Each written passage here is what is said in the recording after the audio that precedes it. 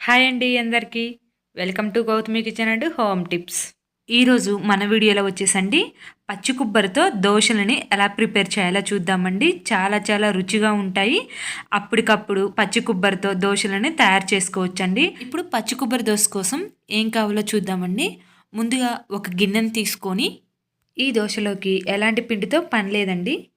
ఈ దోశ కోసం కేవలం ఉప్మా రవ్వ ఉంటే చాలండి. అదే బొంబాయి రవ్వ, ఉప్మా రవ్వ అంటారు కదండి, అది ఒక్కటి ఉంటే చాలు.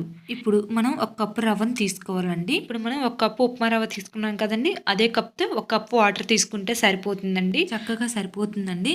ఇప్పుడు మనం 10 నిమిషాలు మూత పెట్టుకుని పక్కన పెట్టుకుందాం. ఇప్పుడు మనకి రవ్వ అనేది చాలా మెత్తగా చక్కగా నానిపోతుందండి. ఇలా నానిన రవ్వలోకి మనం ఒక కప్పు పచ్చి కొబ్బరి ముక్కలను వేసుకోవాలి. ఇప్పుడు నేను రవ్వను చూపిస్తున్నానండి. చూడండి, చాలా సాఫ్ట్గా అయిపోయింది రవ్వ మనకి. ఒక కప్పు ఉప్మా రవ్వకి ఒక కప్పు పచ్చి కొబ్బరి ముక్కలు సరిపోతాయండి. ఇప్పుడు మనం ముందుగా ఒక మిక్సీ గిన్నెని తీసుకుందామండి.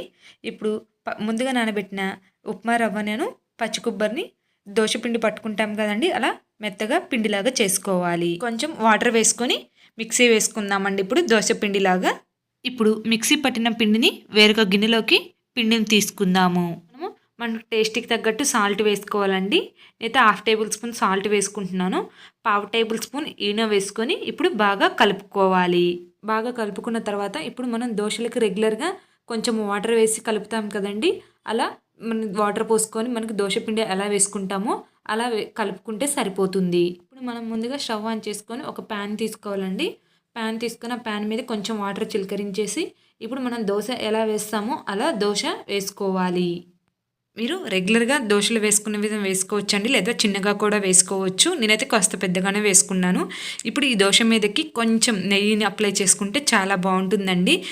ఇప్పుడు నేనండి కొబ్బరి కాంబినేషన్తో నెయ్యిని వేసుకుంటున్నానండి. చాలా బాగుంటుందండి కొబ్బరి నెయ్యి కాంబినేషన్. మీరు కూడా ఒకసారి ట్రై చేయండి. ఇప్పుడు నేను ఈ దోశలకండి టమాటా చట్నీ తీసుకుంటున్నానండి. ఈ దోశల్లోకి టమాటా చట్నీ అనేది చాలా బాగుంటుంది. మిగతా పిండిని కూడా దోశలో వేసుకుందామండి. మీరు ఈ పచ్చి కొబ్బరి దోశలని తయారు చేసుకున్న తర్వాత ఎలా ఉందో కామెంట్ చేయడం అసలు మర్చిపోకండి. మన ఛానల్ని ఫస్ట్ టైం చూసే వాళ్ళు సబ్స్క్రైబ్ చేసుకోండి. మీ ఫ్రెండ్స్ అండ్ ఫ్యామిలీ మెంబర్స్కి షేర్ చేయండి. చూసారు కానండి, ఎలాంటి పిండిని రుబ్బే పని లేకుండా, పప్పు నానపెట్టకుండా మనకి దోశలు అనేవి చాలా బాగా వచ్చేసాయి. ఉప్మా రవ్వ అండ్ పచ్చి కొబ్బరితో దోశలు చాలా బాగున్నాయండి.